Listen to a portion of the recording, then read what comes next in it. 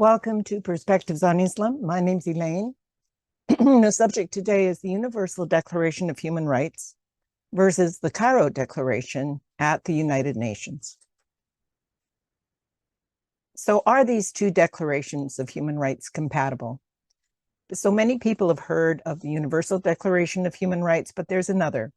The 56 states of the Organization of Islamic Cooperation, who are also members of the United Nations and adopted the Universal Declaration of Human Rights in 1948, have a separate Declaration of Human Rights. It's called the Cairo Declaration. The current one is 2021. It is revised the 1990 edition. And we want to have a look at that because the Universal Declaration states that whereas the peoples of the United Nations, so that would be all of them, originally there were 50 states in the UN, now there's 193, have in the Charter reaffirmed their faith in fundamental human rights, the equal rights of men and women. And whereas a common understanding of these rights and freedoms is of the greatest importance for the full realization of this pledge. So the Cairo Declaration, which has been signed by members of the OIC, adopted by them, okay? It specifies that the human rights are safeguarded by the teachings of Islam and that the declaration is in accordance with the Islamic values and principles.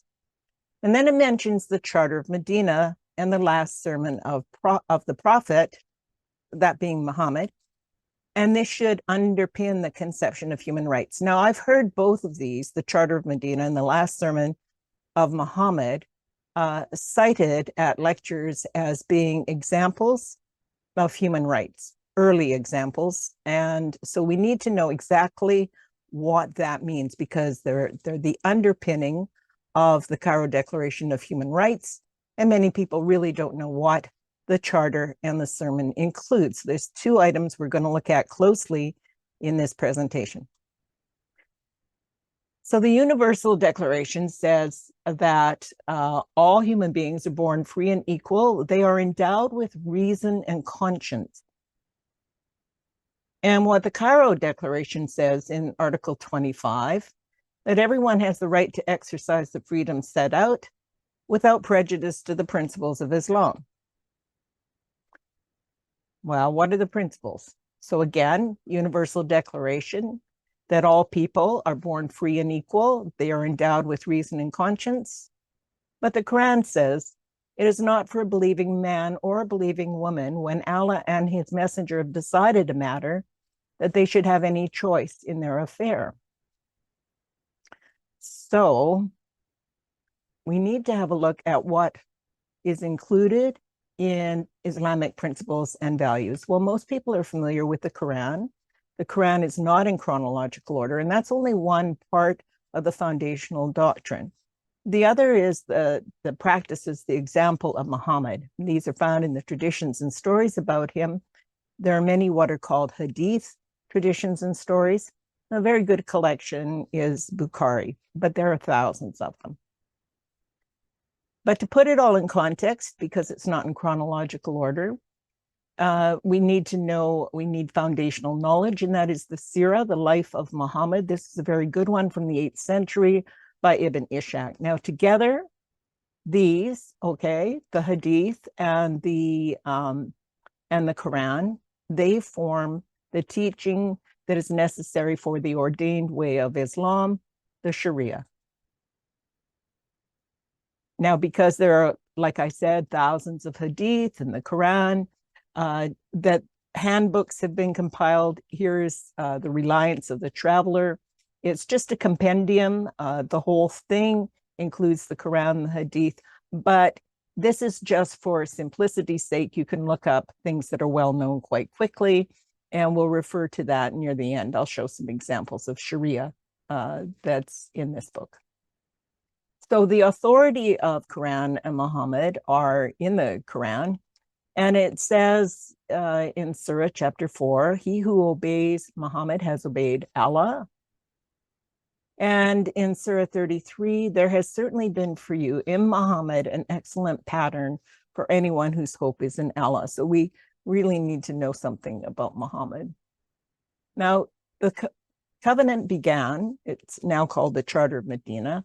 It was called the covenant between the Muslims and the people of Medina, the Jews, okay? We show here migration, and this is when Muhammad went from Mecca to Medina. He migrated there after 13 years in Mecca, and he set up this agreement. He wrote a document. He stated there were reciprocal obligations between the believers and Muslims and the people of Medina. There were 3 Jewish tribes in Medina, and that was about half the population. That the believers are one community to the exclusion of all men. And here's a little graph to show you the migration, the 13 years in Mecca, and then 150 followers, and in the next 9 or 10 years, 100,000. So he was 53 at the time of the migration, and this is year 0 after Hijrah for the Islamic calendar. Very significant. And Muhammad is the example, the ordained way of Islam. This is Sharia. So the charter says that believers are friends to one another to the exclusion of outsiders, that they won't ever help an unbeliever against a believer, that the Jews have to stick to themselves. They shan't go to war without the permission of Muhammad, that no unbeliever can intervene against a believer, a clear division between the believers and the unbelievers. Also that Muhammad is the apostle of God and Muhammad is the apostle of God. And very soon, the call to prayer was established. It was to be given by Bilal, who had the most penetrating voice. And again, it says, I bear witness that Muhammad is the apostle of God. Well, the Jews did not accept Muhammad as an apostle of God. And Medina marked the beginning of the Islamic calendar and a very substantial change in tactics. Fighting was now adopted, raiding caravans, fighting in the cause of Allah, and the growth of Islam. And from the Sirah, the biography of Muhammad, the apostle prepared for war in pursuance of God's command to fight his enemy and fight polytheists who were near at hand, whom God commanded him to fight. So in one of the early verses after the migration to Medina, people noticed how there was a conflict now with the jihad, raiding caravans, which had not been done before. Some verses were changing quite a bit. Islam is dualistic in that way. The early verses and the later verses are quite different. So it came down in the Quran that whenever a verse is abrogated or forgotten, that a better one or a similar one will come. So it's generally understood that the later verses are the better, the stronger ones, and sometimes abrogate the earlier ones. And another early surah that came down after the migration to Medina, of course, is about the spoils of war. The entire chapter 8 is called the spoils, and this is in the Quran. The spoils of war belong to Allah and Muhammad. And also from that chapter, the spoils of war, it is not for Prophet Muhammad that he should have prisoners of war until he has made a great slaughter. And there were warnings now to the unbelievers to tell them that they who disbelieve would be defeated and gathered in hell. And there had already been a sign for the Jews of Medina in the Battle of Badr. And this is where Muhammad and his followers were greatly outnumbered, but won a significant battle during the month of Ramadan. Let not the believers take disbelievers as allies, except when taking precaution against them. So that's deceiving them so that, well, that's what it means, deception there, taking precaution against them. O you who believe, don't take people as friends outside your religion. They will not fail to do their best to corrupt you. So what happened to the first tribe? There were three tribes. The first tribe, they were exiled. These were the Bin Kanuga. And what it says, O Jews, beware lest God bring on you vengeance that he brought on the Quraysh and become Muslims. So they were warned first. They're supposed to be warned first. And one of his followers went to him, and he did this on other occasions as well. Abdullah, he went to Muhammad and said, deal kindly with them. They've been good to me. And they had quite a struggle over it. Abdullah said, would you cut them down in one morning? By God, I am a man who fears that circumstance may change. And Muhammad said, you can have them. So they were exiled. And again, it came down immediately after that because of Abdullah. There was, it came down in the Quran, O you who have believed, do not take the Jews and Christians as allies. Whoever is an ally to them among you, he is one of them. Later on, there was a whole chapter came down in the Quran about Abdullah and other what were called hypocrites because they argued with Muhammad. So what happened to the second tribe of Jews? This is the Charter of Medina with the three tribes. They were also exiled. Some of them took refuge in their forts, and their palm trees were cut down, even though it had been prohibited traditionally, and Muhammad had prohibited himself, but he did it. How it came about was Muhammad said that he had been warned by an angel that they were planning to harm him. And this was shortly after he had asked them for some money. And they said, of course, they would contribute. But then Muhammad said, no, they're going to harm me. And instead, they were marched against. So they asked Muhammad to deport them and spare their lives. Some went to Cairo. This is very significant. Remember that some went to Cairo. And Muhammad let them go. They could take whatever they could carry. And it's remarked that they tore down the lintels of their doors. And because they were Jews, this would have been prayers that were there. So the spoils which God gave to Muhammad from the people of the towns belongs to God and his apostle. And this entire surah came down after the exile. It says that it is Allah who drove out the disbelievers, the Jews from the tribe of Nadir. They thought their fortresses would defend them, but he cast terror in their hearts. And this is because they opposed Allah and Muhammad. And more from that chapter, the believers, the followers of Muhammad, are more frightening to the Jews than Allah. And they are like their immediate predecessors, the previous tribe, and have tasted the evil result of their conduct in not following Muhammad. So what happened to the third tribe? So the apostle besieged them for 25 nights until they were sore pressed, and God cast terror into their hearts. They surrendered.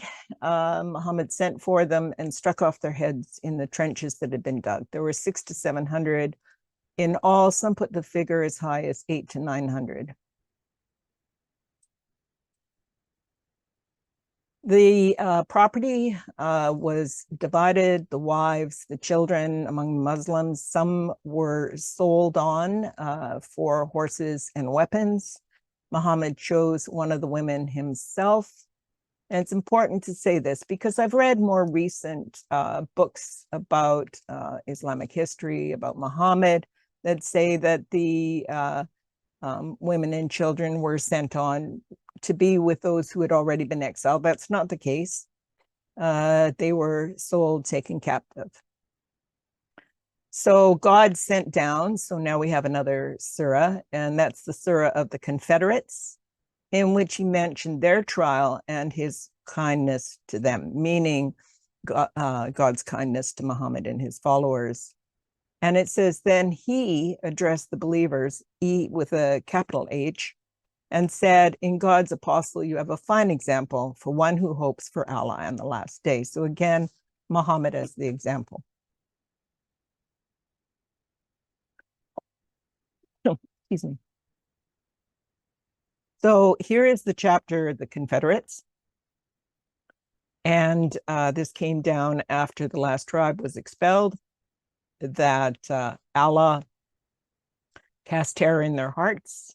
A group of them you killed, a group of them you made captives. And he caused you to inherit their lands, their houses, their riches, and a land you had not trodden before. So what happened to those Jews that were sent on to Khaybar? Well, there was later an attack on Khaybar. And Muhammad came to Khaybar when it was still dark. He listened in the morning. He didn't hear the adhan, the morning prayer. And he said, Allahu Akbar, Khaybar is destroyed. And Allahu Akbar is given as a bit of a war cry. We've heard this many times in association with attacks of various sorts.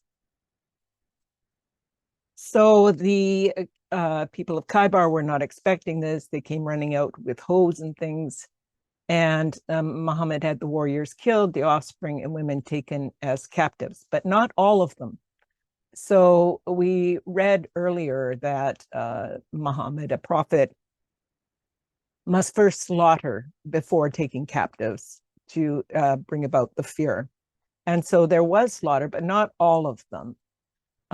They asked if they could be left there on the condition they would do labor and get half the fruits. This is when the status of dhimmi was established, and it carried on with the next town whenever it was useful. So the dhimmis would remain to work the land rather than the Muslims. And 50% of the proceeds would go to Allah and Muhammad. And they were allowed to stay for as long as that was agreed to by Muhammad and his followers. So it was temporary. And it was considered that the land at that point actually belonged to Allah and Muhammad. There was some dispute about that later when his descendants wanted that given to them, and one of the followers objected to that. So anyway, his companions. So continuing on with the Charter of Medina, we are finished that now, but within 5 years of Muhammad's migration, all members of the 3 Jewish tribes had either accepted Islam. There were very few who did. They had been exiled or killed.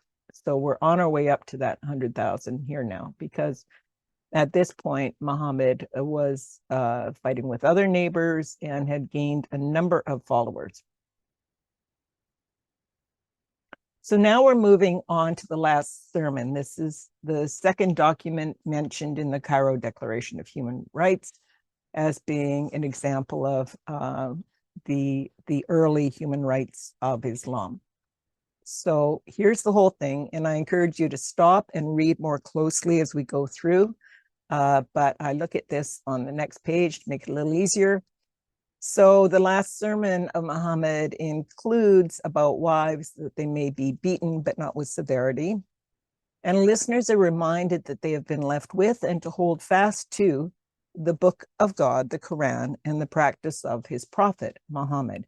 So it's really important to remember that. These are the Islamic values and principles that are mentioned in the Cairo Declaration.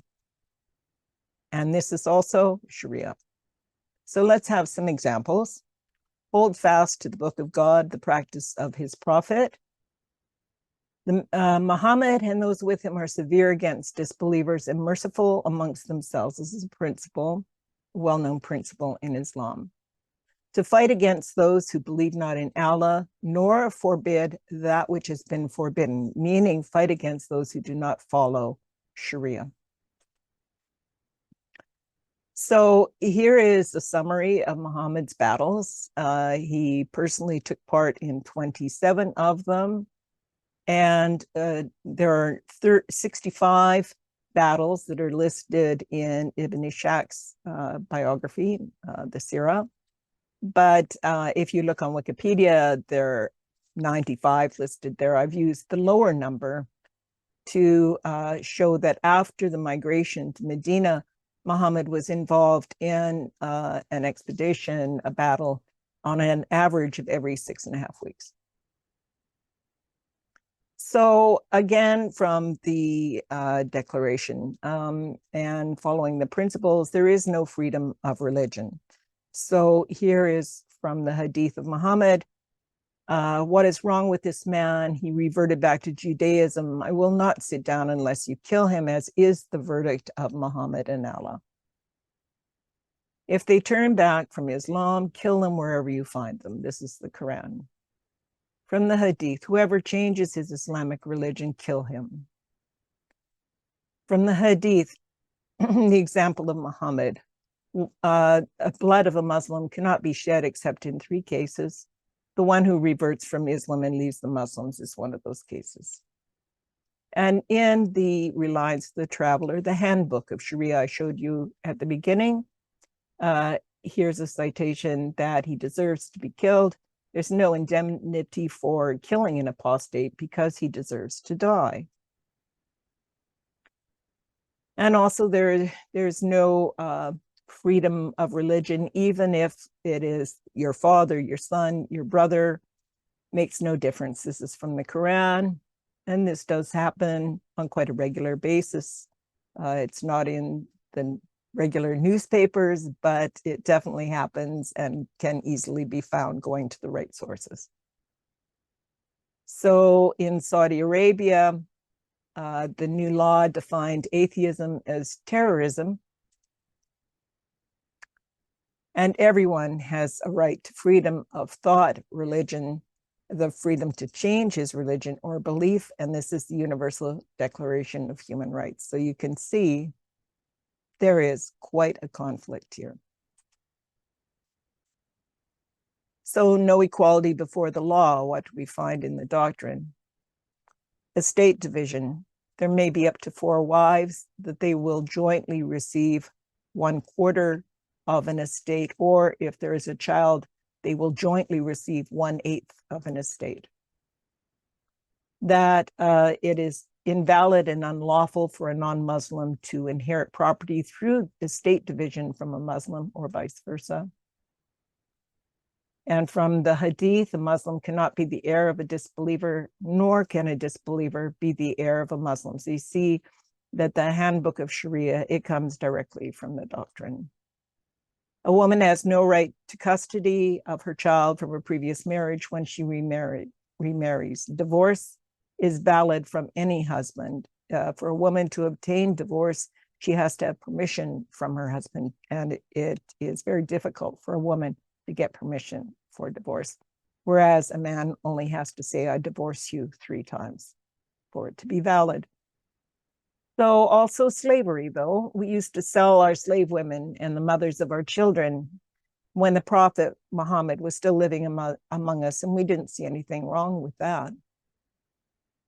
So again, from the sermon, that women can be beaten. If you fear their intractability, warn them, send them from bed, or hit them. And they should remain in their homes and not display their beauty as they did in the pre-Islamic period of ignorance. And this is where the veiling comes from.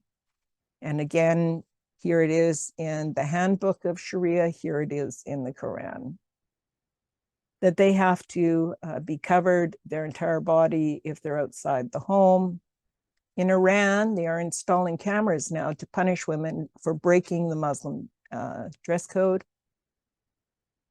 And this is from the EU, and they have expressed concern about the Sharia councils in the United Kingdom, often under considerable social pressure, that accept their religious jurisdiction mainly in marital issues and Islamic divorce, but also in matters relating to inheritance and Islamic commercial contracts, that they clearly discriminate against women in divorce and inheritance cases, and also that Islamic courts may also exist in other Council of Europe member states. So this is affecting the entire UN. Whereas the Universal Declaration of Human Rights says all are equal before the law and entitled to equal protection. So Iran, we were just looking at what's happening with the women there. They were appointed to chair a UN rights meeting. And just April this year, 2024, Iran has sentenced a popular rapper to death for supporting the anti-hijab protests. As Saudi Arabia's new terrorism law will treat non-believers and political dissidents as enemies of the state. And this is Canada. So this young woman was killed because she chose to wear Western style clothing. She didn't want to cover her hair. She was not following Islamic principles and traditions. Her father and brother choked her to death. And in Calgary, this article is because they were finding that 40% of the women seeking help were visible Muslims, even though at that time it was only 2.5% of Canada's population. And so a new shelter was built for them, and there have been several of these shelters built since then. And in Africa, there is Christian persecution, which has increased quite dramatically over the last 3 decades, owing to jihadi violence. And in Nigeria, it's estimated that 130,000 people are enslaved. In Canada, afraid of being accused of Islamophobia, this woman who was enslaved by ISIS was not allowed to speak about her book to a group of students. So let's have a look at the Cairo Declaration again, that the human rights are safeguarded by the teachings of Islam in accordance with Islamic values and principles, following the example of the Charter of Medina, the last sermon of the Prophet of Muhammad, and that these two should underpin the conception of human rights today. And you have just seen what those are. The Cairo Declaration goes on to set out the articles which are agreed to without prejudice to the principles of Islam. And remember that 56 of these are also signatories to the Universal Declaration of Human Rights at the UN. But Article 25 of the Cairo Declaration again says, without prejudice to the principles of Islam. And here you see it in print, without prejudice, in the beginning of the articles, and then in Article 25 again, without prejudice. By comparison, and not preceded by the caveat without prejudice, the Universal Declaration of Human Rights states in Article 1 that all human beings are born free and equal in dignity and rights. But 14 centuries later, the Charter and Final Sermon are still of such vital importance to Islam that they are enshrined in the OIC's current Declaration of Human Rights, but incompatible with that of the United Nations, which they have also signed. So the declaration, the Cairo Declaration that was replaced, explicitly said that rights and freedoms were subject to Islamic Sharia. So the same principles are found now in the Charter and last sermon. The wording is different. This is a question of linguistics. This is still Sharia. And Sharia is the ordained way of Islam. So it is clear from the foregoing that the Cairo Declaration of Human Rights and the Universal Declaration of Human Rights represent two very different and divergent points of view. All human beings are born free and equal, or they are not. These are two positions that cannot be reconciled. Nevertheless, OIC members who have subscribed to both declarations are able to participate in committees and vote on UN resolutions that affect all people, not just those of the OIC, as you saw with Iran chairing the Human Rights Committee. So as a consequence, and with regard to many UN decisions, citizens of non-OIC countries may wish to ask themselves and their representatives which declarations of human rights carry the most weight at the United Nations And how can anyone be sure?